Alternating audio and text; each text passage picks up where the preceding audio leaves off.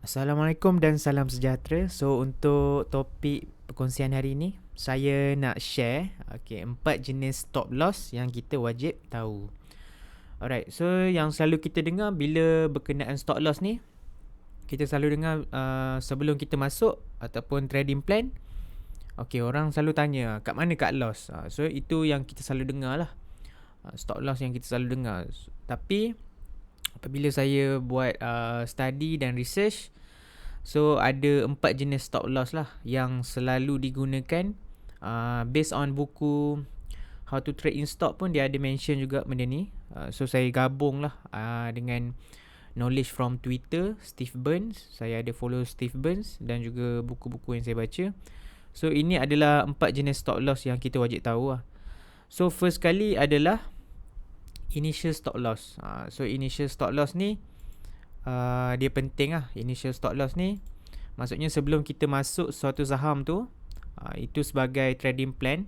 So kita kena set awal-awal lah kat mana kita nak cut loss. So cut loss level kita tu kena based on apa kita punya setup. Contoh kita masuk breakout trend line. So kalau dia jatuh balik, so kita kena cut loss lah. And then kalau kita masuk sebab dia pull back kepada MA20 ataupun MA200, tak kisahlah moving average ataupun pull back kepada RBS. So selagi dia tak break di support, so kita hold lah. And then trailing stop. Bila satu saham tu dah buat kenaikan, bila dia dah buat kenaikan, so kat sini kita start trailing stop lah. Kita buat trailing stop untuk kita protect kita punya profit.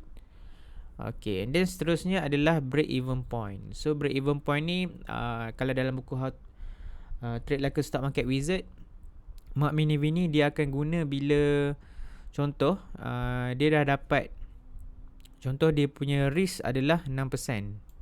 6%. So bila dia dah dapat dalam double ataupun triple dia punya risk, contoh dia dapat 12% ataupun ke 18%, dia akan jual sebahagian daripada position.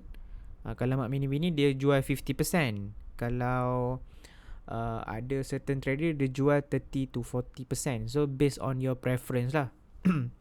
So bila dia protect break even point ni, dia dah ambil profit separuh ataupun 40%. So another position tu bila kita nak hold jadi lagi tenang lah. So bila nak hold tu, kita just protect break even point. So selagi dia tak jatuh balik kat break even, so kita just hold je. Walaupun profit kita lagi sikit, tapi dia sangat membantu untuk kita protect kita punya emosi lah.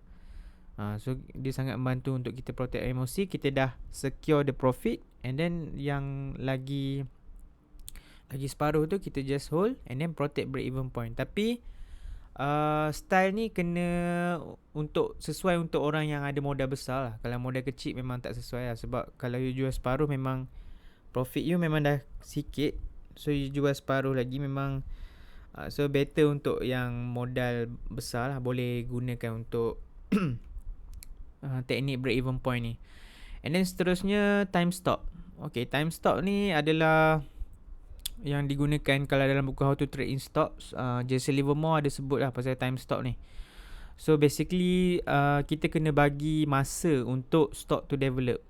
So selalunya based on my observation, banyak lah bila saya jual less than 3 weeks, after 3 weeks nampak dia ada naik. So kebanyakannya kalau tempat you beli tu betul, kita bagi masa. Contoh kita masuk satu saham tu 3 minggu dia tak gerak lagi. So kalau boleh kita keluar lah. Sebab kalau dalam kita sebagai retailer trader ni, retail trader, time ni sangat penting. Time value ni penting. Sebab kita punya capital tak besar. So time ni penting. So at least bagi masa 3 weeks. Kalau tak ada progress ataupun tak ada apa-apa ni, so kita just keluar je lah. Walaupun tak loss, kita just keluar je. Itu based on masing-masing lah. Nak set 3 weeks, 2 weeks ke, so itu masing-masing punya style lah. Tapi kalau based on my experience ataupun observation yang saya buat, kebanyakannya lepas 3 weeks banyak yang dah start naik.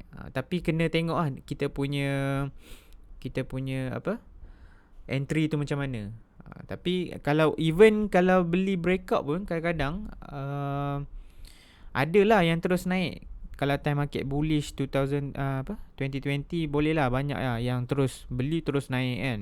Tapi kebanyakannya most of the time memang kita kena tunggu lah. So time stop ni kita set time frame kita. Okay, berapa lama untuk aku hold, untuk aku bagi masa untuk stok ni, bagi ni lah, maksudnya bagi masa untuk stok tu proof yang kita punya entry tu ataupun pemilihan saham kita tu betul.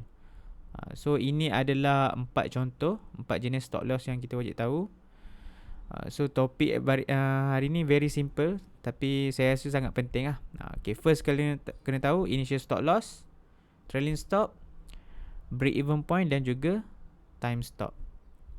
So boleh try untuk masukkan dalam trading plan. So kita tahu lah kat mana kita nak stop. So itu sahaja untuk perkongsian hari ni. Saya harap dapat membantu sedikit untuk improve our knowledge. So that's all for me. Thank you so much. Assalamualaikum.